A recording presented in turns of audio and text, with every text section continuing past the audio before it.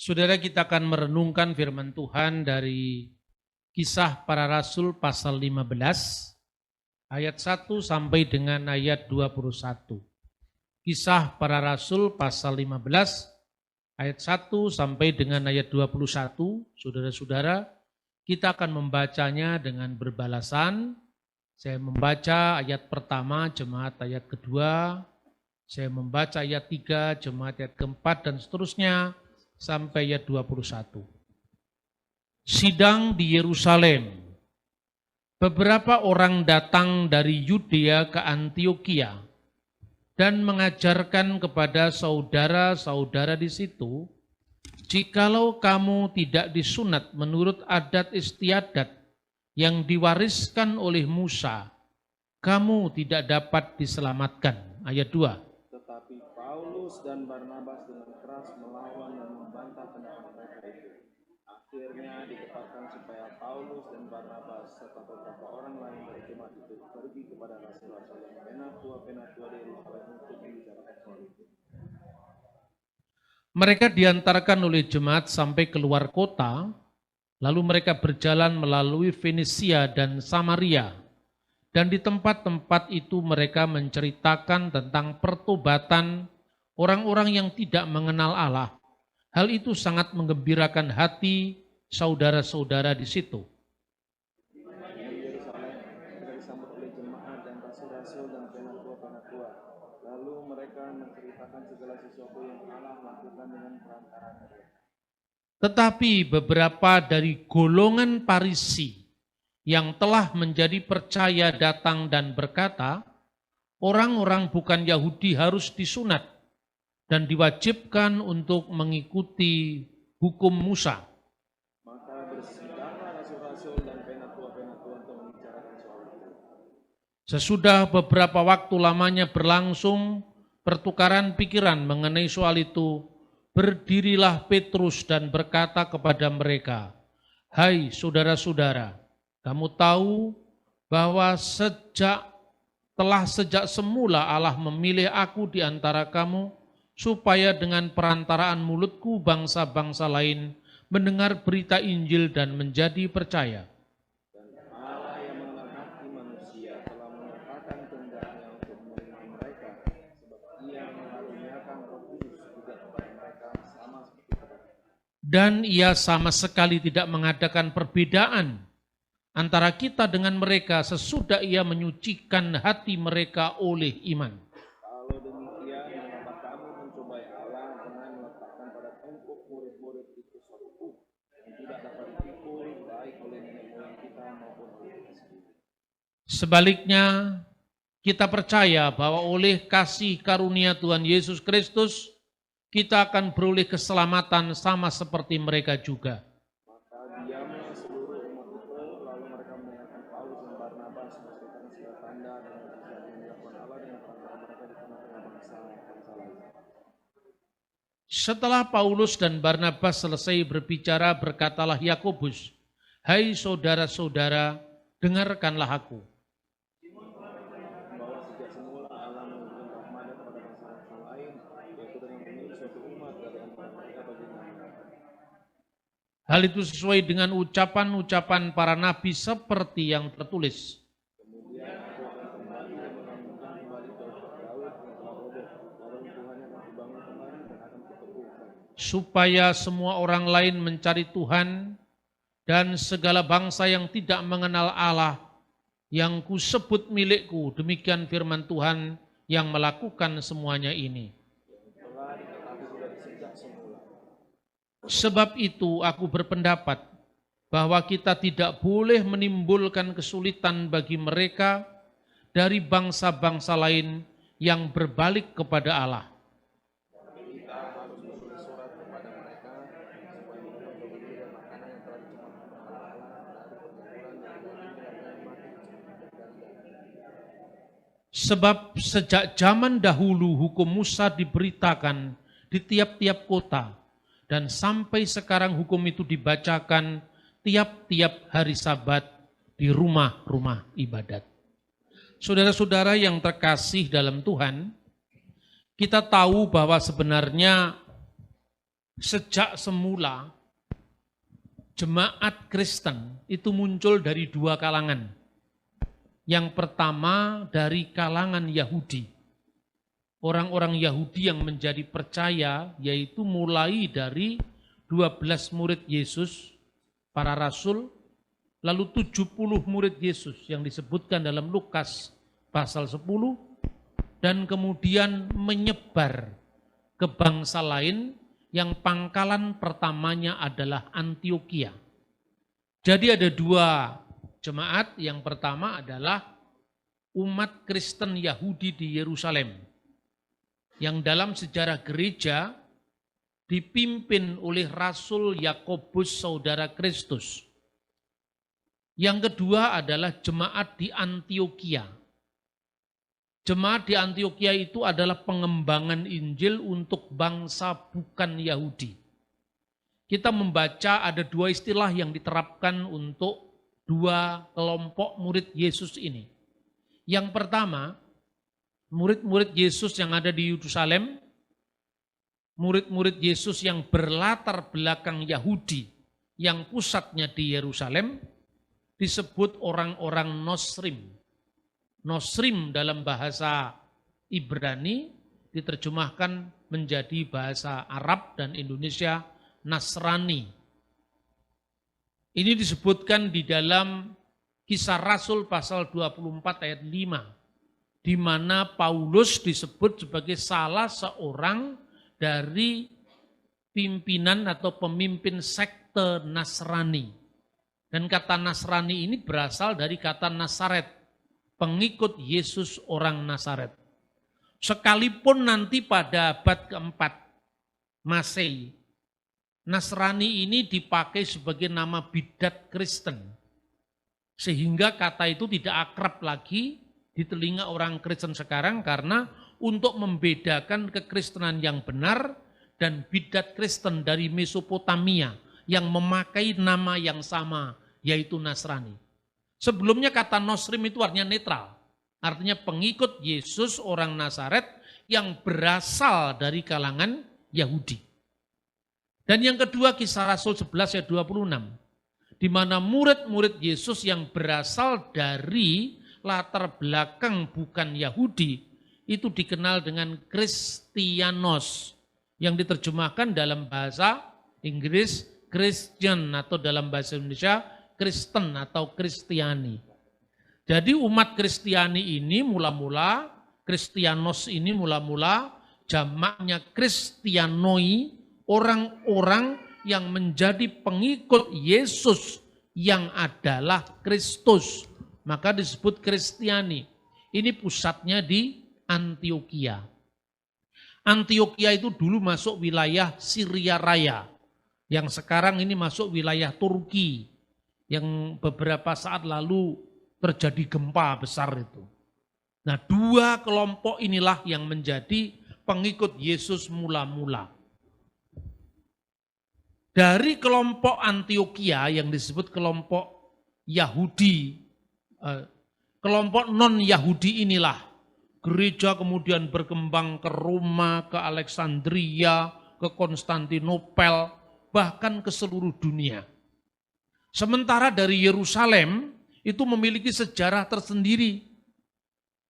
Nah, apa yang menjadi penekanan dari pembahasan dua kelompok ini sangat-sangat penting untuk kita bisa memahami sejarah pekabaran Injil mula-mula.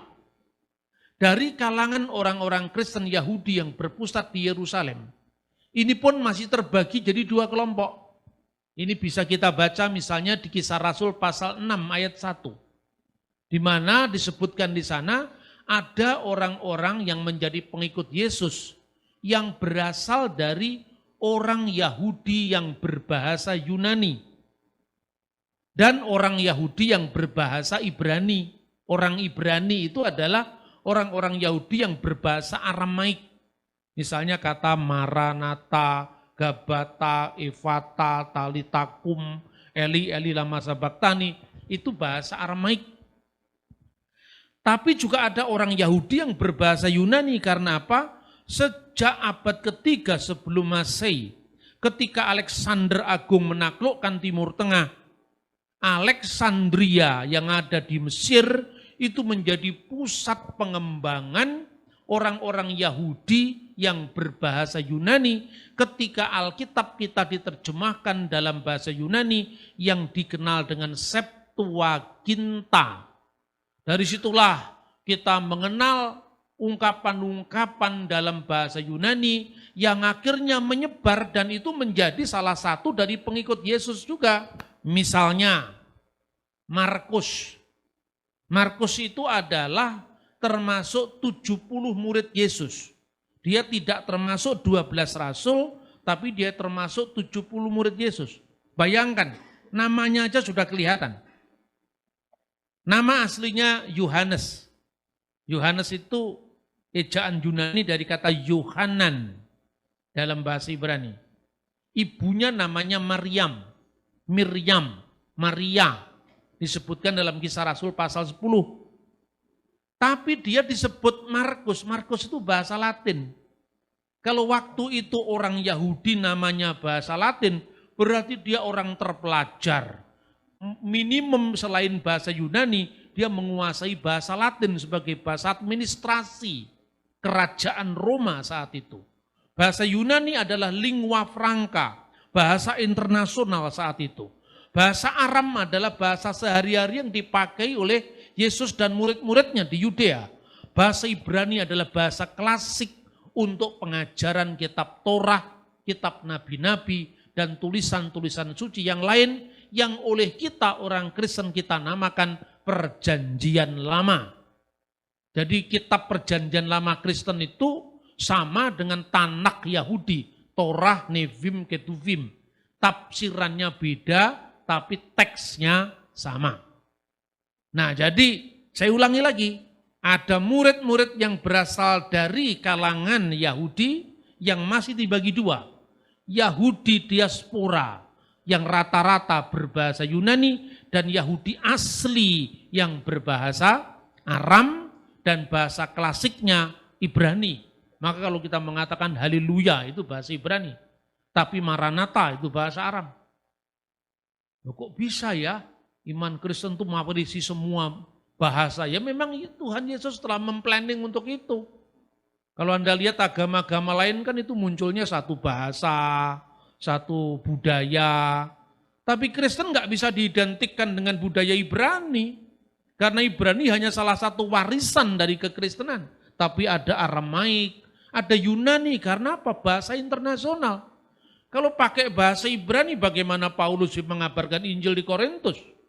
Tidak berbahasa Ibrani, mereka di Roma. Tidak berbahasa Ibrani, mereka bahasa Yunani. Bahasa Latin, bahasa administrasi. Makanya namanya Markus. Markus itu nama Kaisar Roma, nama keren itu. Kalau di Jawa orang namanya Budiono itu rakyat biasa. Ya.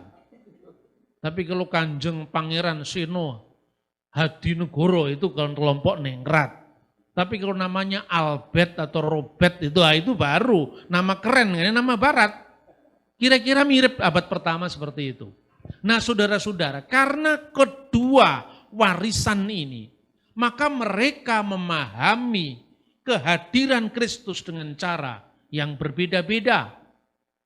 Ketika Paulus mengabarkan Injil dan Tuhan memberikan mujizat yang sama, tanda-tanda ajaib yang sama bagi orang Yahudi dan bagi orang bukan Yahudi. Makanya waktu pencurahan Roh Kudus pertama di Yerusalem, itu hadir orang-orang yang datang dari Roma, dari Arab, Media, Partia, Mesopotamia, Elam, itu semua adalah kelompok-kelompok bukan Yahudi. Artinya apa? Pentakosta yang dicurahkan pertama kali di Yerusalem, di ruang atas tadi, itu menunjukkan bahwa Yudaisme yang dulunya melahirkan cikal bakal iman yang namanya Kristiani, itu sekarang tidak lagi eksklusif miliknya orang Yahudi, tapi telah Tuhan bagikan kepada bangsa-bangsa lain. Dan Tuhan sudah mempersiapkan itu, makanya Injil itu muncul dari masyarakat multilingual. Bukankah Yesus tidak berkarya di Yerusalem? Yang lebih mungkin. Tapi dia berkarya di Galilea, wilayah bangsa-bangsa. Karena pada masa itu ada provinsi Yudea, Galilea, dan satunya lagi adalah Samaria, Takronitis. Ya, tempat ini satunya diperintah Herodes Archelaus.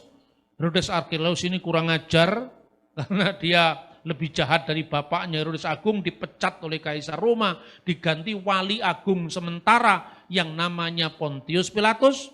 Lalu yang kedua wilayah Galilea, dan yang ketiga dipimpin oleh Herodes Filipus. Galilea dipimpin oleh Herodes Antipas.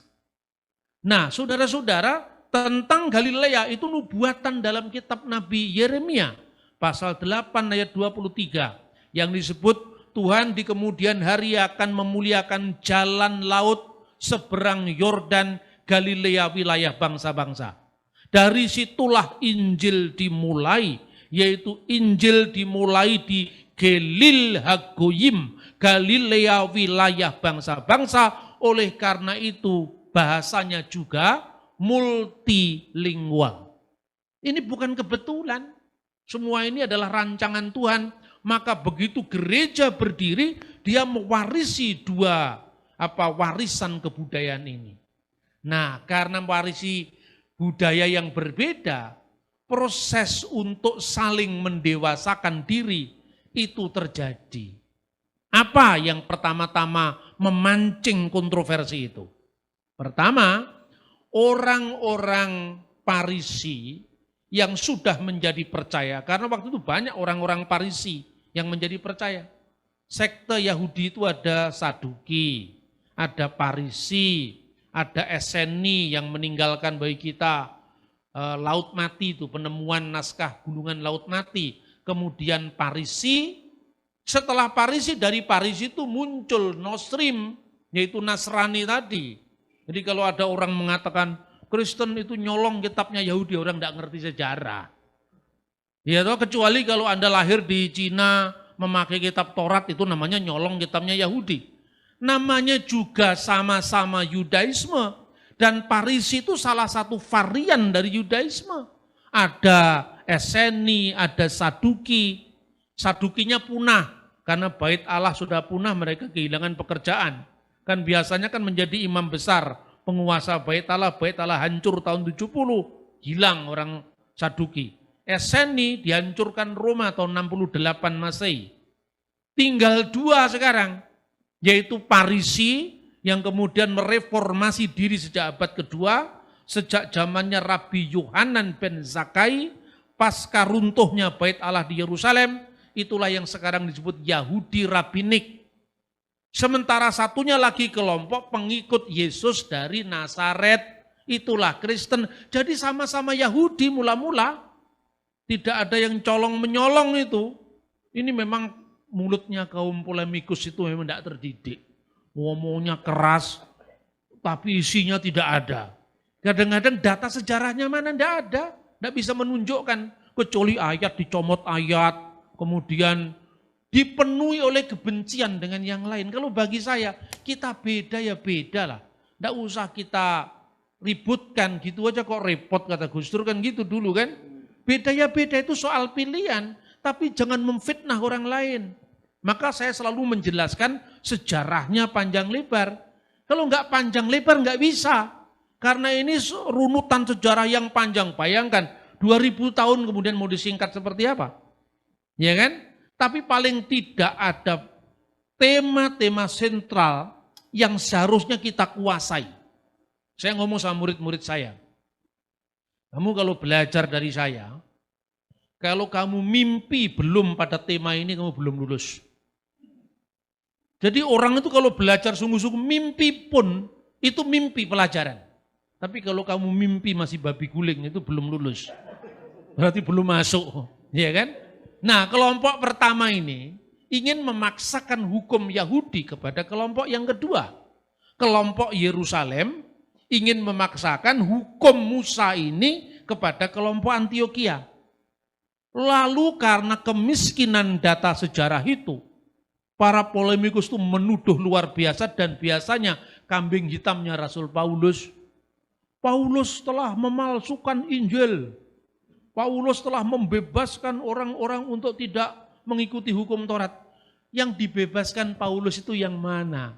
Karena dalam sejarah, ini bukannya sejarah Kristen loh. Anda bisa cross check dari saudara kita orang Yahudi rabbinik itu. Ada 2 hukum yang ditentukan untuk umat manusia. Nah, 1, hukum Nuh. Hukum Nuh itu diangkat dari mana? Dari kitab Kejadian pasal 9. Hukum Nuh. Itu kalau orang Yahudi mensistematisir atau menggolongkan menjadi 7 bagian. Yang dikenal dengan Sefa, Misfot, Bene, Noah. Sefa itu 7, Misfot itu hukum-hukum, Bene, Noah itu anak-anak Nuh. Ya. Dan yang kedua adalah Hataryak Misfot Mose, 613 hukum Musa. Nah, jumlah 613 hukum Musa, 7 hukum Nuh itu bilangannya baru muncul setelah masa Kristen. Kira-kira mulai abad ketiga. Tapi isinya itu juga. Ya. Jadi hukum Yahudi itu berlaku bagi orang-orang Yahudi, ini berlaku hukum Musa. Ketika murid Yesus ada yang dari kalangan Yahudi, mereka tetap memakai hukum Yahudi ini. Makanya Paulus menyunatkan Timotius. Coba baca di Kisah Rasul 16 ayat 1 sampai dengan 3. Paulus mau agar Timotius yang beserta dengan dia disunatkan. Paulus menyunatkan Timotius. Jadi Paulus tidak pernah menghalangi hukum sunat karena apa? Timotius disunatkan. Tapi masalahnya kenapa Timotius melarang menyunatkan Titus dalam Galatia? Ya kan? Ya memang harus dilarang karena Titus orang Yunani. Timotius ibunya Yahudi. Jadi Paulus justru menegakkan hukum ini, pembagian hukum Nuh dengan hukum Musa ini. Kan clear kan? Kalau sampai hari ini saudara kepingin tahu orang Kristen yang dalam kehidupan gerejawinya bersunat, itu gereja ortodok Koptik disunat. Tapi yang menyunatkan anakmu jangan melarang orang lain tidak bersunat. Karena sunat bukan ukuran keselamatan. Itu hanya tradisi. Kalau dalam kalangan gereja ortodok Koptik itu tradisi. Umurnya sunat pun 3 hari. Karena itu tradisi orang Mesir kuno. Orang Yahudi tradisinya lebih kemudian daripada tradisi Mesir. Karena apa? Abraham itu hidup tahun 2000 sebelum Masehi. Kalau Anda pergi ke kuil Karnak di Mesir, itu gambar praktek orang Khitan itu sudah muncul 1000 tahun sebelum Abraham. Itu sunat sebagai tradisi. Nah sekarang kalau kamu menonjolkan sunat sebagai setia pada hukum Musa atau hukum Ibrahim, kamu sunat pada hari keberapa? Hari ketiga, ya bukan hukum Ibrahim. Karena Abraham disunat pada usia 8 hari. Berarti kalau disunat usia 3 hari, ini sunat gaya Mesir, ini kontekstualisasi. Kamu sunat umur berapa? Saya sunat 12 tahun Pak, ya bukan Ibrahim. Wong Ibrahim umur 8 kok. Kamu sunat lulus SD Pak, ya bukan Ibrahim. Ibrahim angkat 8 kok. Usia 8 hari gitu loh. Jadi jangan sok lah, tahu sejarah dulu. Ya, tuh. Kemudian mau dipaksakan kepada orang bukan Yahudi. Jelas Paulus dipersoalkan. Tapi Paulus tidak pernah membatalkan apapun. Dia hanya mengembalikan pada relnya. Ya, yang percaya pada Yesus itu dilihat kamu dari golongan apa? Dari golongan Gentiles, dari golongan Gojim. Ya sudah ikut hukum Nuh. Berarti boleh dong makan babi, boleh. Siapa yang melarang? Memang zaman itu boleh kok. Babi baru dilarang setelah tahun 1400 sebelum Masehi, zamannya Musa. Dan hukum itu hanya berlaku bagi orang Yahudi. Ini kacau balau, orang-orang pada bingung nyalain saya. Tapi saya selalu, ayo kita adu data. Coba kamu baca teks ya, Yahudi punya ini. Namanya Traktat Sanhedrin 86a. Di situ disebutkan ya, hukum Nuh itu ada 7. Ini kalau tidak paham ini kita tidak sulit memahami sejarah gereja awal. Ya, kecuali kalau sejarah gereja Betel, Pentakosta itu boleh. Gitu. Tapi detailnya Anda mesti belajar dari abad pertama. Pertama, para rabi kita mengajarkan ini sistematika Yahudi, jangan salah paham. Pak Bambang kok ikut Yahudi? Enggak. Saya enggak gampang kaget kalau urusan begini. Saya biasa-biasa, ini literatur kok. Rabi-rabi kita mengajarkan bahwa hukum Nuh diberikan kepada anak-anak Nuh yang pertama. Larangan abudah zarah. Abudah zarah itu penyembahan berhala. Itu dilarang. Hukum ini juga diulangi lagi dalam hukum Musa. Lo yihye lecha Elohim akhirim alpanai. Jangan ada ilah lain di hadapan hadiratku. Yang kedua, kelilat Hashem.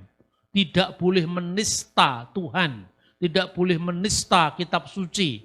Hormat kepada Tuhan. Ya, itu hukum kedua.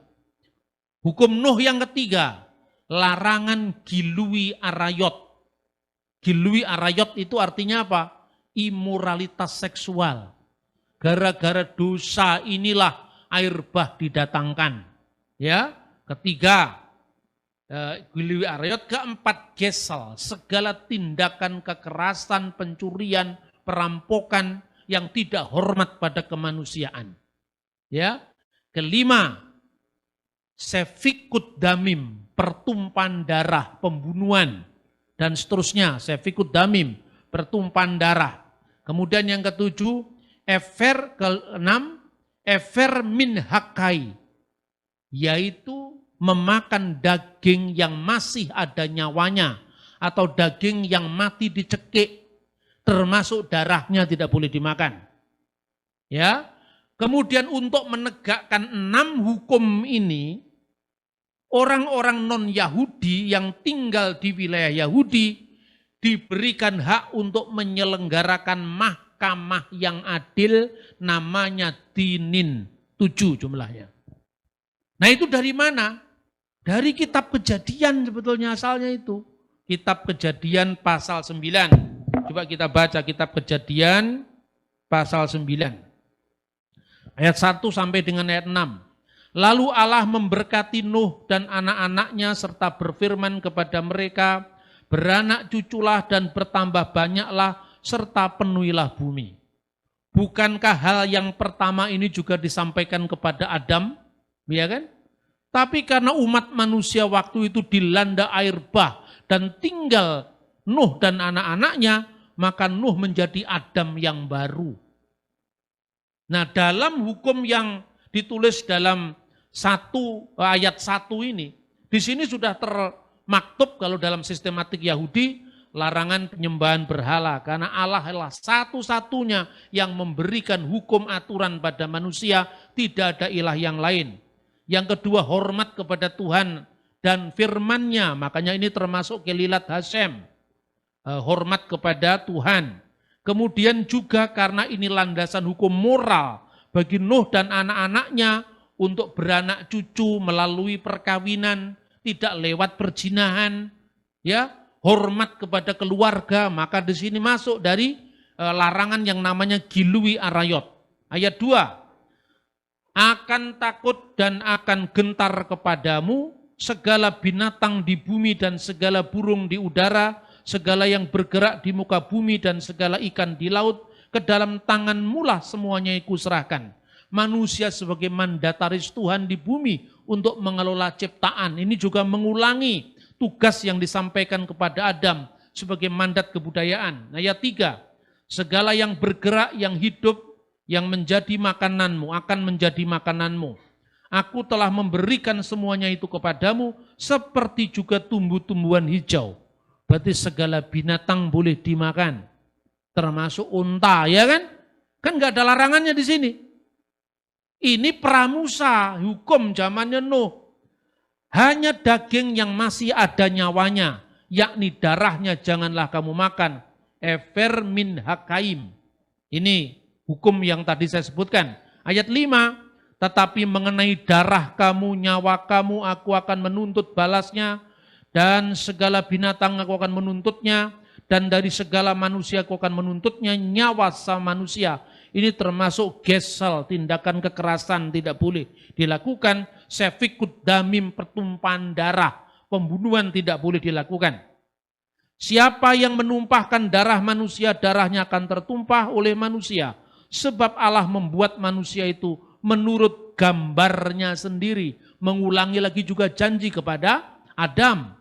Oleh karena lewat harkat manusia yang ditegakkan, keadilan harus dihadirkan. Makanya ini menjadi dasar dari keadilan yang akhirnya dirumuskan dalam penyelenggaraan mahkamah yang adil yang namanya dinin. Nah sekarang orang Antioquia itu ikut hukum mana? Apa hukum Yahudi? Apa hukum Nuh? Ya hukum Nuh. Orang Indonesia, orang Tionghoa, orang Papua ya hukum Nuh. Korbannya hukum Nuh itu macam-macam. Contohnya orang Cina lebih populer babi ketimbang kambing, ya kan? Maka Anda lihat itu di negara-negara Asia ini, termasuk Filipina, ya, lebih banyak babinya di sini ketimbang kambing, benar tidak?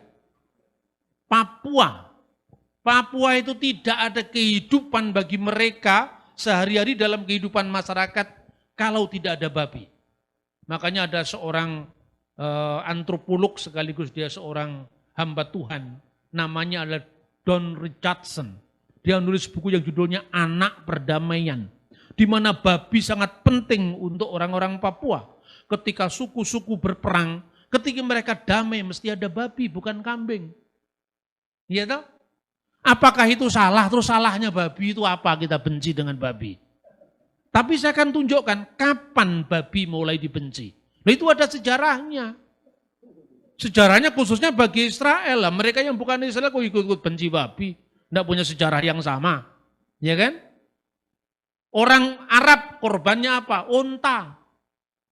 Itu tampak dari riwayat-riwayat Muslim sendiri. Misalnya tentang kakeknya Kanjeng Nabi Muhammad, Nabinya umat Islam, Abdul Muthalib. Ketika menebus anaknya yang namanya Abdullah dari pengorbanan yang terjadi pada masa pra-Islam. Dia ditebus dengan 100 ekor unta. Padahal unta menurut hukum Yahudi juga low kosher. Jangan kamu makan yang pertama unta dulu. Baru yang kedua pelanduk, yang ketiga kelinci. Lah, padahal di Magetan banyak orang suka sate kelinci. Rata-rata penjualnya Muslim. Benar toh? Jadi artinya jangan memaksakan hukum yang berlaku bagi kita terhadap orang lain. Baru yang keempat, babi yang dilarang. Jadi babi urutan keempat, lebih dahsyat unta. Dagingnya saja tidak boleh dimakan, apalagi kencingnya. Loh ini fakta. Ada banyak orang-orang Arab yang makan unta dan kencingnya juga jadi obat. Saya tidak mau ngurusi itu. Tapi bagi saya lebih baik saya makan babi ketimbang minum kencing unta. Bagi saya. Kita agama kan punya aturan masing-masing. Anda tidak bisa menyampaikan ini kepada orang Hindu. Karena di Hindu kebalik. Sapi itu diharamkan karena menjadi simbol daripada kendaraan siwa. Sementara yang namanya babi itu justru halal. Gitu loh saudara. Nah sekarang kembali ke hukum Musa. Hukum Musa itu dibagi menjadi 3 bagian atau 3 kelompok. 3 kelompok itu apa? Ini hukum Musa. 3 kelompok itu sesungguhnya dirumuskan dari Alkitab sendiri. Ulangan pasal 6 ayat 20. Nah, semua itu ada dalilnya, sumber sejarahnya dari mana. Apabila di kemudian hari anakmu bertanya kepadamu, apakah peringatan, ketetapan, dan peraturan itu yang diperintahkan kepadamu oleh Tuhan Allah kita. Dalam teks bahasa aslinya disebutkan Maha Edot, peringatan, WH hukim ketentuan, WH mispatim peraturan, Asher Siwa Adonai Elohenu Ethem. Jadi yang pertama H Edot, peringatan. Klasifikasi pertama. Klasifikasi kedua adalah hukim, ketentuan. Namanya ketentuan itu tidak ada alasannya. Tergantung yang membuat ketentuan, itulah Imamat pasal 11. Maka Anda tanya kepada orang Yahudi, kenapa Rabi tidak makan babi? Tidak ada yang ngomong, karena babi mengandung cacing pita. Tidak ada itu. Karena semua binatang mengandung cacing pita. Tinggal cara masaknya. Tapi kalau Anda tanya kepada orang Yahudi, kenapa tidak boleh makan babi? Kenapa tidak boleh makan unta? Itu hukum. Hukum itu hukum tanpa alasan. Yang diandalkan ketaatan kita kepada Tuhan. Itu mirip dengan ini. Buah pengetahuan yang baik dan yang jahat. Tidak ada keterangannya itu buah apel, durian atau mangga. Tidak ada. Itu buah etika. Makanya disebut yang baik dan yang jahat. Ya kan? Yang ketiga mispatim. Mispatim itu hukum universal. Misalnya, jangan membunuh, jangan berzina, itu juga terkandung dalam hukum Nuh tadi. Makanya di mana orang membunuh, agama apapun juga menyalahkan itu. Kecuali yang sudah kerasukan iblis, seperti ISIS itu misalnya. Lain lagi, sekalipun kaum beragama, tapi sudah kerasukan iblis, itu lain lagi. Tapi semua universal, berzina, membunuh, itu dilarang. Itu yang namanya mispatim. Yang kedua, itu nama yang tadi yang saya sampaikan itu tadi, namanya edot. Edot itu hukum peringatan. Misalnya peringatan, kita bisa membaca di dalam kitab Keluaran, ya. Peringatan Keluaran pasal 23:19. Janganlah kau masak anak kambing dalam susu induknya. Janganlah kau masak anak kambing bersama susu induknya. Kemudian contoh yang lain, Kejadian 32:32. Itulah sebabnya sampai sekarang orang Israel tidak memakan daging yang menutupi sendi pangkal paha, karena dia telah memukul sendi pangkal paha Yakub pada otot pangkal pahanya. Ini enggak boleh. Tapi enggak boleh untuk siapa? Hanya untuk orang Yahudi, orang Israel. Kenapa? Yang namanya daging bersama susu induknya itu adalah basar, ya basar itu daging, ya, bahalaf, daging bersama susunya itu tidak boleh. Karena apa? Perintah yang terkandung di dalamnya, jangan menyerupai bangsa Kanaan, jangan menyerupai bangsa lain yang waktu itu memuja Dewi kesuburan, yang disimbolkan dengan daging bersama susu induknya. Orang Israel dikuduskan. Dikuduskan itu bukan berarti Israel suci, Israel sempurna, tidak. Dikuduskan itu maknanya disendirikan, dipilih, dipisahkan dari yang lain. Israel nyatanya tegar tengkuk, tapi karena pilihan Tuhan untuk master plan masa depan, yaitu melahirkan Sang Mesias, maka dia disendirikan. Karena disendirikan, kamu punya aturan sendiri yang mengarah pada datangnya Sang Mesias. Olehmu semua kaum di muka bumi akan mendapatkan berkat, sebagaimana janji Tuhan kepada Abraham dalam Kejadian 12 ayat 3. Tapi kamu jangan serupa dengan bangsa Kanaan yang memuja Dewi kesuburan. Itulah simbolnya daging bersama susu induknya. Kedua, jangan makan daging di sendi pangkal paha. Karena setiap kalau makan daging di sendi pangkal paha, ingatlah kakek moyang kita, Yakub, yang bergulat dengan malaikat Tuhan dalam bentuk yaitu orang. Sampai pagi hari itu, Yakub bisa mengalahkan pergulatan atas orang itu. Ya, pergulatan atas orang itu menunjukkan bahwa dia lebih mengandalkan Tuhan. Makanya dikasih judul bergulat dengan Allah, itu bukan berarti gelut dengan Gusti Allah, itu tidak. Di Alkitab sendiri mengatakan dia bergulat dengan orang itu. Is itu bahasa Ibrani orang. Orang itu. Yakub menang tapi dipukul pangkal pahanya. Jadi setiap kali kamu makan daging di pangkal paha, ingat perjuangan nenek moyang kita Yakub. Tandailah itu kegigihan Yakub. Tapi kalau nenek moyangmu Suromenggolo, ngapain ikut hukum Yahudi? Orang Ponorogo nenek moyangnya Suromenggolo, orang Manado nenek moyangnya Rorim Pande, ngurus siapa kita? nggak pernah kakek moyang kita dipukul pangkal pahanya. Ini membaca hukum secara kontekstual, ini yang namanya edot, ya kan? Yang kedua tadi adalah hukim. Hukum itu Imamat pasal 11. Hukumnya uraikan sama orang Yahudi, para rabi-rabi kemudian, sejak munculnya Yahudi Rabinik menjadi 613. Seperti jumlah bijinya delima.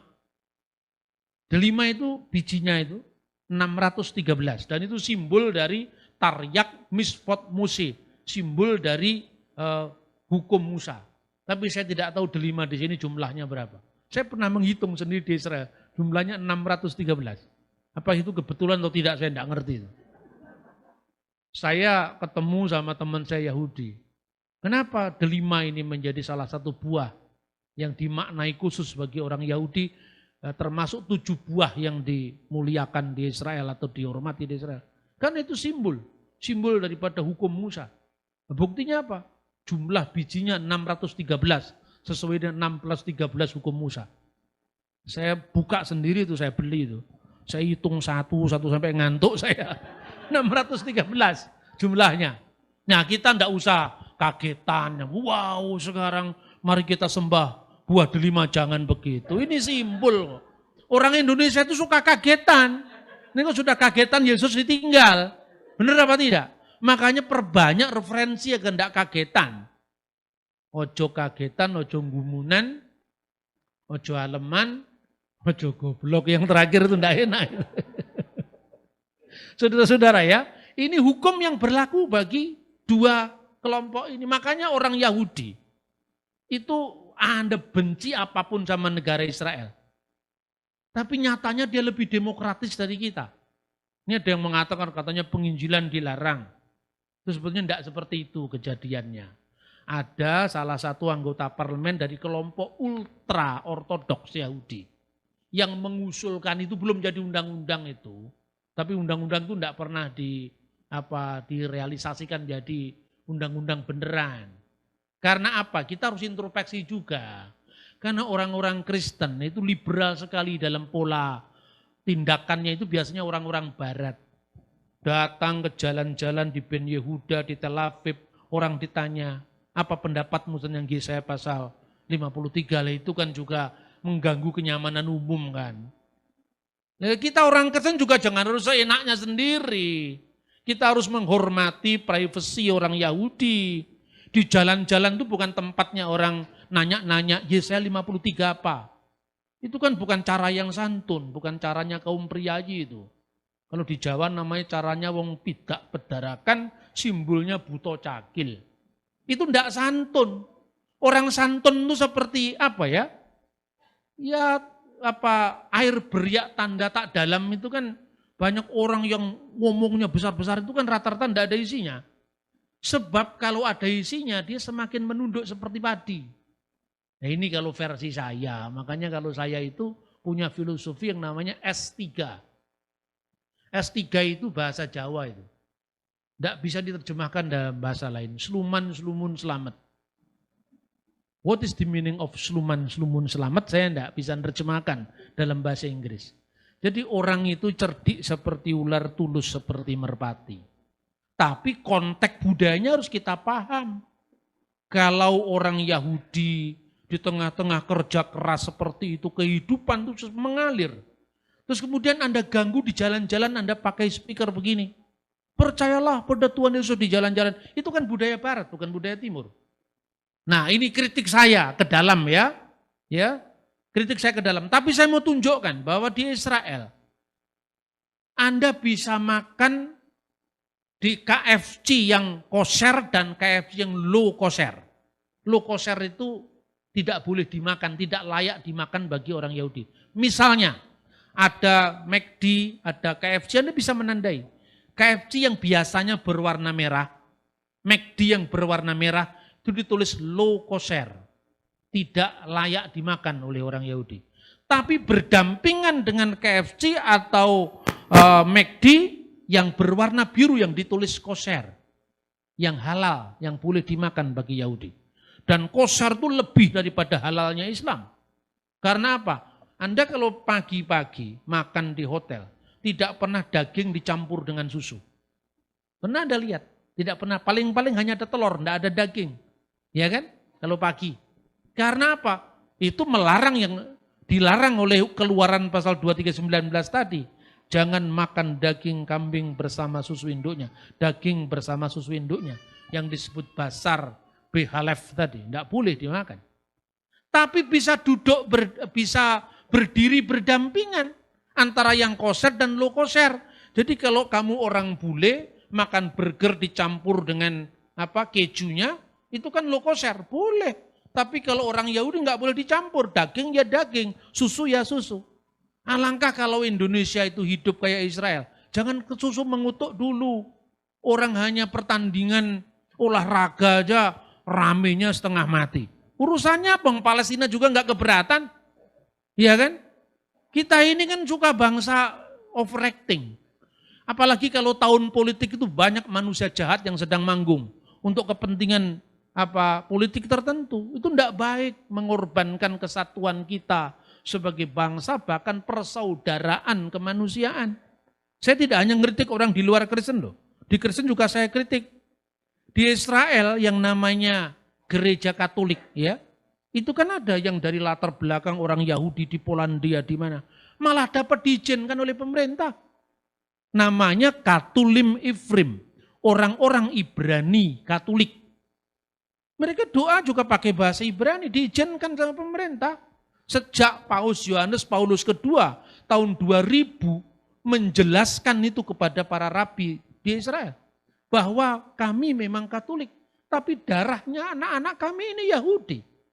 Masa mereka tidak boleh mengikatkan kebanggaan kepada bangsanya ketika kisah Keluaran itu menjadi pengalaman yang luar biasa bagi orang Yahudi. Para rabi pun juga akhirnya memahami bahwa apa yang dikatakan Paus, kalau Anda berdarah Yahudi, kemudian mendengar kisah Keluaran, akulah Tuhan Allahmu yang membawa engkau keluar dari tanah Mesir, dari tempat perbudakan. Anoki Adonai Eloheka Aser Hosyetika Me'aret Misrayim Mibet Abadim. Siapa yang tidak bergetar hatimu sebagai orang Yahudi? Karena ini sejarah bangsamu. Begitu juga orang Indonesia ketika mendengar bahwa proklamasi kami bangsa Indonesia. Bergetar hati kita karena nasionalisme kita. Tidak bolehkah orang Katolik yang punya darah Yahudi mengungkapkan nasionalisme kepada bangsanya? Paham dengan dialog, bukan dengan konfrontasi, bukan nyebar traktat, bukan bikin siaran pakai speaker di jalan-jalan. Itu cara yang tidak wise itu. Dan akhirnya boleh. Jadi setiap kali mereka berada di tembok ratapan, orang-orang Ifrim Katulim ini juga mereka mengungkapkan kebanggaannya. Sekaligus juga adalah kedukaannya karena bait Allah yang dihancurkan. Sekalipun bagi orang Katolik yang berdarah Yahudi itu mereka mengatakan, ya ini seperti yang sudah dinubuatkan oleh Kristus. Tidak satupun batu terletak di atas batu yang lain, semua diratakan. Tapi ada ikatan persaudaraan kebangsaan. Nah ini saudara-saudara. Maka dua ini menjadi pedoman dari dua kelompok tadi. Kelompok Nasrani, orang pengikut Yesus dari kalangan Yahudi, dan kelompok Kristiani atau Kristianos yang berlatar bukan Yahudi. Satunya mau dipaksakan. Lalu bersidanglah para rasul itu. Yang pertama, ya, Petrus berbicara sebagai yang paling senior di antara para rasul. Dan dia kemudian merujuk, kalau mau bukti, ini dalil yang saya kemukakan. Ini dasar Alkitab yang saya kemukakan. Tapi kalau mau bukti, Roh Kudus dicurahkan kepada orang yang bukan Yahudi. Roh Kudus dicurahkan kepada orang Elam, penduduk Mesopotamia, pendatang dari Roma, orang Arab. Masa kita mau membatasi karya Roh Suci? Kira-kira seperti itu. Untuk lebih jelasnya silahkan Paulus sama Barnabas bersaksi. Bagaimana juga Roh Kudus tidak pilih kasih. Tuhan tidak pilih-pilih, bangsa lain pun dilawat.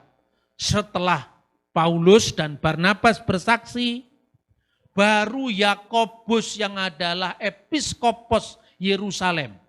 dia adalah rasul bagi orang-orang yang bersunat di Yerusalem, merujuk kepada apa yang dikatakan Simon, merujuk kepada apa yang diceritakan oleh Paulus dan Barnabas, dan dia mengatakan, kita harus mengecualikan mereka saja dari satu, supaya mereka menjauhi daging yang dipersembahkan kepada berhala. Ini apa artinya? Abudah zara. Ya, termasuk kelilat Hashem, hormat kepada Tuhan. Makanya jangan menyekutukan Tuhan dengan ilah-ilah yang lain. Kemudian dari percabulan, itu termasuk hukum yang namanya gilui arayot tadi. Kemudian dari darah, artinya dari tindakan kekerasan, pembunuhan, termasuk gesel dan sefikut damim. Kemudian jangan memakan binatang yang mati dicekik. Itu yang disebut efer min hakai, dan untuk itulah kita tegakkan hukum itu, dinin, diputuskan. Makanya atas putusan Roh Kudus dan putusan kami. Putusan itu kan ciri khas pengadilan. Tuhan memberikan itu refleksi kembali kepada hukum Nuh bagi yang bukan Yahudi. Tapi bagi yang Yahudi kamu melaksanakan hukum Musa, tapi jangan jadi sandungan bagi bangsa yang lain.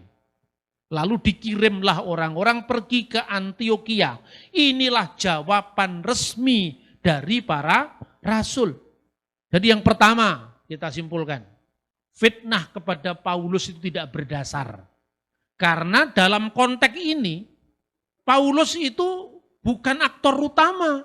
Aktor utamanya Petrus dan Yakobus. Paulus masih sangat junior saat itu. Tapi Tuhan tidak pernah pilih-pilih. Justru Paulus dipakai karena Paulus junior. Karena mungkin, ini mungkin salah satu kemungkinan, Pauluslah yang paling siap dengan budaya non-Yahudi. Petrus itu mungkin, atau Yakobus itu mungkin mainnya kurang jauh. Referensinya mungkin masih sebatas Yerusalem. Karena Paulus itu orang dari suku Benyamin, kelahirannya di Tarsus. Yahudi yang sudah banyak sekali berjumpa dengan budaya-budaya bukan Yahudi. Dipakai sama Tuhan. Jadi tidak benar kalau Paulus mencipta agama Kristen. Jadi kadang-kadang saya ini gimana ya menjelaskan orang-orang yang sudah termakan dengan doktrin yang berabad-abad. Tapi itu diungkapkan dengan nada kebencian yang berlarut-larut dan gayanya bersungut-sungut. Ya itu gimana caranya? Saya mau tunjukkan bukti dia tidak pernah baca buku. Nanti kita mau tunjukkan teks bahasa Inggris katanya itu misionaris. Gimana caranya? Makanya saya selalu minta hikmat kepada Tuhan, gimana cara mengatasi kelompok yang tidak mau tahu ini. Ya sudah, kamu jangan putus asa. Karena itu memang wilayah kita. Kalau kamu putus asa, kamu kalah dengan setan. Setan itu satu keunggulannya hanya telaten. Coba jangankan kita. Yesus saja ditunggu waktu yang baik waktu mencobai dia. Dan luar biasanya, setan juga ngutip Mazmur 91. Jadi kalau saya sekarang ada banyak orang-orang anti Kristen menggunakan Alkitab untuk menyerang Kristen, iblis sudah lakukan itu. Jadi saya tidak mengatakan mereka mengikuti iblis, tidak, tapi mirip iblis. Iblis juga seperti itu dulu. Jadi jangan kemudian kita malah minder dengan mereka. Tunjukkan bukti-bukti itu. Lama-lama itu kalau batu sekeras apapun ditetesi air, lama-lama pecah juga.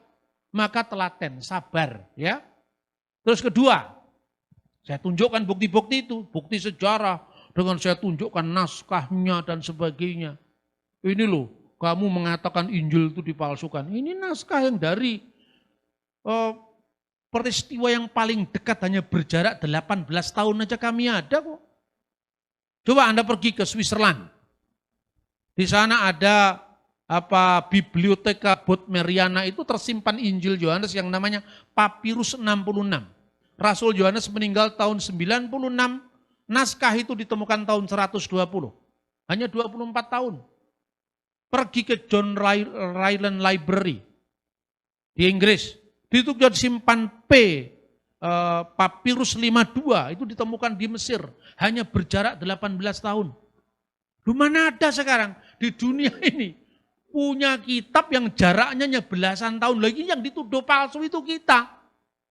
Makanya saya selalu tunjukkan ini naskahnya ini, ya. Ini berasal di tahun ini, hasil uji karbon oleh profesor ini saya tunjukkan. Kalau kamu nggak percaya uji karbon sendiri minta izin sana. Terus kedua bentuk hurufnya seperti apa, gitu loh. Ini karena in the beginning was gregetan saya ini. Makanya jadilah orang seperti saya sekarang ini. Karena apa? Itu hidup saya itu selalu dipenuhi oleh bagaimana cara ngatasi orang-orang yang kurang referensi ini. Dan kadang-kadang kalaupun sudah tahu referensi, ini biasanya juga dari orang yang pernah bergaul dengan saya, lalu diambil, dicomot-comot. Tapi karena yang lain nggak pernah dengar kajian seperti ini, wow, seolah-olah hebat. Di dalam naskah Qumran itu tidak ada yang jelas mengatakan Ishak yang nyaris dikorbankan.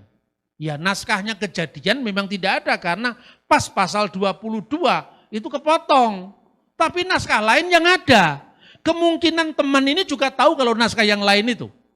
Tapi karena itu tadi, ya ketidakjujuran. Tapi justru yang dituduh tidak jujur itu saya. Kan aneh ini. Wong sumbernya siapa dulu? Mengenal naskah-naskah Laut Mati di sekitar tahun 98. Seminari-seminari pun itu kalau ngajari tentang naskah Laut Mati itu sambil lari.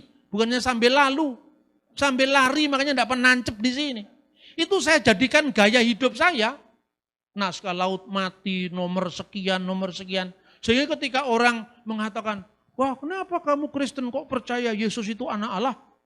Yahudi aja tidak percaya. Saya gampang, Yahudi yang mana yang tidak percaya? Itu Yahudi yang direformasi abad kedua. Itu dari perkembangan orang-orang Parisi. Coba Anda lihat Yahudi Esseni, kan Yahudi juga itu. Esseni dari tahun 150 sebelum Masehi. Di situ ada naskah yang ditemukan di gua keempat Qumran. Dan di situ dalam naskah bahasa Aram, itu mungkin adalah tafsiran dari kitab Daniel pasal 7, jelas-jelas pada kolom kedua dikatakan. Ya, baris pertama, kolom kedua. Bereh di el yetamar ubar elyon yikroneh. Bahwa namanya akan disebut anak Allah. Mereka akan memanggilnya anak Allah yang maha tinggi. Bandingkan dengan Lukas pasal 1 ayat 35. Loh, jadi anak Allah juga? Ya, maka mainnya kurang jauh. Bahwa soal kemudian Kristen berbeda pendapat dengan Yahudi, kita berasal di rahim yang sama, dari kitab suci yang sama, sekalipun tafsirannya berbeda, ketimbang kalau orang yang muncul dari rahim yang lain, rahim budaya yang lain, Hindu, Buddha, Konghucu, tiba-tiba ngutip Taurat itu alasannya apa? Kan gitu kan? Nah ini saudara-saudara, makanya itu pendekatan pertama, pendekatan historis dan teologis. Karena kalau pendekatan teologis saja tidak cukup. Mengapa tidak cukup? Karena tiap orang punya kitab suci masing-masing. Jadi teologis menurut siapa? Karena ini firman Tuhan Pak. Bahwa babi itu memang haram. Ya haram bagi firman Tuhannya orang Islam. Tapi tidak bagi Tuhannya orang Hindu. Kita kan Bhinneka Tunggal Ika. Maka aspek sejarah harus kita tonjolkan dulu saya bilang. Terakhir ini. Kapan babi mulai dibenci? Nah ini. Ya toh? Kapan babi mulai dibenci? Ada sejarahnya. Yang pertama tadi sudah saya bilang kan.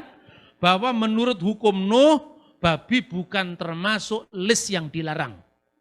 Tidak masuk list itu. Babi, unta enggak masuk. Jadi kalau sekarang Anda membayangkan, jijik makan babi. Anda bayangkan kira-kira kalau orang lain jijik minum kencing unta, apakah itu punya hak yang sama dengan kejijikanmu memakan daging babi? Kan gitu kan? Makanya untuk membebaskan dari subjektivitas keagamaan semacam ini, saya lewat pendekatan budaya. Pendekatan budaya misalnya gini, ini sekarang ngomong bangsa kita dulu, baru kita ngomong Israel ya. Satu. Anda pernah datang ke Candi Borobudur? Pernah lihat relief-reliefnya? Oh enggak, itu hanya sekilas. Biasanya gitu. Anda cari namanya relief Karma Wibangga. Itu menceritakan bagaimana makanan orang-orang Indonesia di abad 10, abad 8, abad 9 saat Borobudur dibangun. Sapi tidak ada di sana. Sapi bukan binatang yang dimakan waktu itu. Yang ada ayam, itik, babi paling banyak. Karena waktu itu babi makanan favorit raja. Raja-raja Nusantara. Termasuk raja-raja Majapahit, Sriwijaya. Kalau pergi ke hutan yang dicari itu celeng. Saudaranya babi. Tidak pernah cari sapi. Nah ini contoh pertama. Makanya ketika Islam masuk, ya, ketika Islam masuk kemudian memperkenalkan babi tidak boleh dimakan. Orang Majapahit kaget-kaget. Loh kenapa enak kok tidak boleh dimakan? Terus itu diabadikan dalam bentuk tembang. Ya. Nulyo ono wong anom sawiji. Kemudian ada seorang muda ya. Moro ngucap maring putra Cempo. Dia mengatakan kepada Sunan Ampel yang bergelar Putra Cempo, ya kan? Yo iku kurang pikire. Orang ini pikirannya enggak genap ini.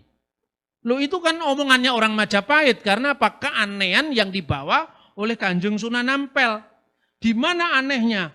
Babi gurih datanayon kodok kungkang datan binukti. Babi yang gurih dia tidak mau. Swike yang lezat dia hindari. Amile daginge mendo ambune kang prengus. Yang dipilih itu daging kambing, baunya prengus, baunya kurang sedap. Nah, tapi tidak sampai di sini ceritanya. Ananging sang putra Cempo, tetapi Sunan Ampel, ya toh, datan duka maring bocah Mojopahit. Dia tidak marah dengan anak muda Majapahit. Sebab apa? Karena umurnya masih muda. Lare isih nem-neman. Coba. Kalau saya nembang begini kan orang lain nggak bisa marah. Loh saya cuma mengutip tembang. Kalau kamu marah sama saya itu marah kepada penulis Babat Tanah Jawi itu. Itu termasuk warisan budaya bangsa itu. Yang di sana Sunan Ampel dianggap aneh. Seaneh itulah ketika Anda belajar dari orang-orang luar kemudian masuk ke Indonesia. Budaya kita yang dulu sudah ada dianggap aneh karena kamu tidak mengenal budayamu sendiri. Ini dengan perkecualian, kalau agamamu melarang, ya jangan dimakan gitu loh. Tapi kalau orang lain yang agamanya tidak melarang, apa alasanmu makan? Ini menjelang tahun politik banyak orang jahat manggung. Di Malang ada tukang sate babi, nasi goreng babi. Namanya Bambang Priyono kalau nggak salah. Ya, kalau nggak salah cek sendiri. Itu digerebek sama Satpol PP, katanya moga-moga salah, yang nyuruh wali kota Malang. Karena ini mengganggu perda. Yang diganggu apanya? Kalau enggak makan ya jangan makan. Tapi yang lain ya biarkan makan. Ini kan mematikan ekonomi rakyat kecil. Coba bangsa kita ini sudah terlalu mabuk kadruniyah ini. Makanya kemudian segala sesuatu yang berbeda dihantam, tidak cocok. Padahal kalau sejarahnya, kapan babi mulai dibenci? Ya, Anda lihat kalau Anda membaca Alkitab ya, itu di tengah-tengah Alkitab antara PL dan PB, itu ada buku yang namanya Deuterokanonika. Orang Katolik itu menyebut kanon, tapi kanon kedua, Deutero, kedua kanonika, kanon. Orang Protestan tidak menyebutnya kanon, tapi menyebutnya devotional book. Kadang-kadang orang-orang Pentakosta, model Moody Press itu menyebut sebagai intertestamental book. Karena buku ini memuat sejarah Israel yang tidak dimuat dalam Perjanjian Lama. Perjanjian Lama kan selesai Maleakhi itu. Lah kira-kira masa antara sebelum munculnya Roma ke Tanah Suci menjajah itu kan kosong. Itulah yang direkam dalam buku-buku itu, termasuk sumber-sumber Yahudi sendiri. Pernah orang Israel itu mengalami masa kejayaan sebelum dijajah kembali Roma. Antara tahun 164 sebelum Masehi, yang dalam seminar kemarin sudah saya singgung, sampai tahun 37 sebelum Masehi. Itulah masa dinasti Hasmonaim sebagai negara merdeka. Mula-mula hubungan antara Israel dengan bangsa lain itu baik-baik saja. Zamannya Antiochus III, enggak apa-apa. Bagi yang Yahudi, korbannya sapi, kambing, domba. Tapi bagi orang agama Yunani, korbannya babi. Bagi orang Arab, korbannya unta, itu enggak masalah. Menjadi masalah ketika terjadi Helenisasi dalam kehidupan orang Israel yang dilakukan oleh Antiochus IV Epiphanes. Itu mulai tahun 167 sebelum Masehi. Bait Allah itu dinajiskan, dewa-dewa Yunani dipasang, bahkan patungnya Zeus Olympus dipasang di atas altar bait suci. Dan itu pelecehan yang luar biasa kepada orang Yahudi. Luar biasanya lagi, kurang ajarnya lagi. Daging babi dipersembahkan di depan altar Zeus. Bayangkan kalau Anda orang Yahudi apa? Makanya ada dua buku yang menarik itu ya. Kalau Anda membaca Yeshua ben Sirah. Buku itu ditulis kira-kira tahun 200 sebelum Masehi, sebelum kejadian ini. Siapakah yang disebut bangsa lain? Siapakah yang disebut umat Goyim? Mereka adalah kira-kira sama-sama ciptaan Tuhan, tapi mereka memelihara hukum yang berbeda dengan hukum kita, orang Yahudi. Jadi dijamin. Tapi begitu harkat kebangsaan orang Yahudi, keagamaan orang Yahudi dilecehkan oleh Antiochus Epiphanes begitu rupa, maka mulailah pemberontakan Makabe yang dipimpin oleh Imam Matatias yang berasal dari kelompok Hasmonaim. Peperangan itu menang sampai putranya yang bernama Yudas Makabe menjadi raja Israel. Makabe itu singkatan dari bahasa Ibrani, diambil dari Keluaran pasal 15. Mika Moka Baelim Adonai. Siapakah yang seperti engkau di antara para ilah? Ya Tuhan. Menanglah Israel. Makanya kalau Anda pergi ke Israel, ada kaki Dian bercabang 9, ada kaki Dian bercabang 7. Kaki Dian bercabang 9 itu munculnya pada masa Makabe. Karena apa? Mereka mau menahbiskan kembali bait suci. Bejana-bejana yang sudah dipersembahkan kepada Zeus, kepada dewa-dewa Yunani dibuang diganti. Tapi minyak zaitun hanya bertahan 1 hari, 1 malam. Padahal perayaan terjadi 8 malam.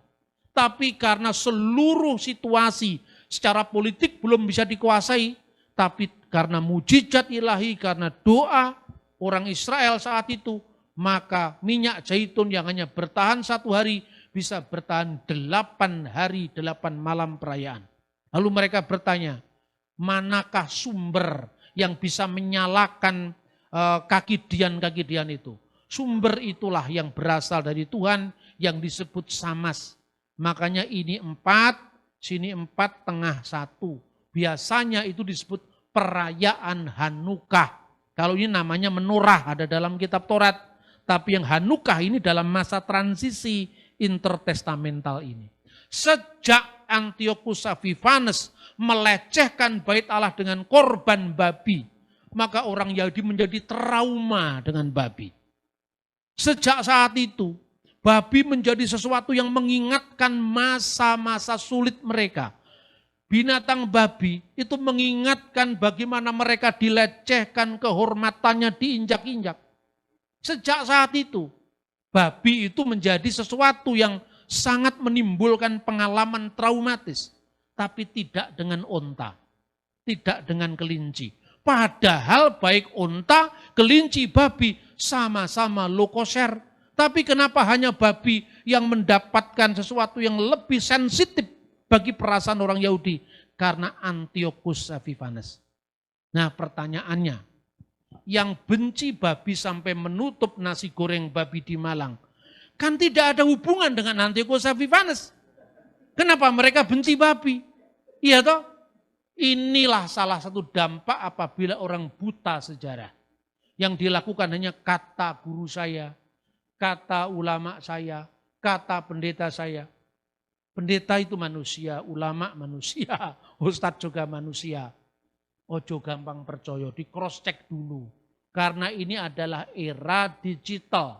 Semua yang saya katakan ini Anda boleh tidak percaya. Tapi cross check setiap kata-kata saya. Misalnya, kenapa babi dilarang?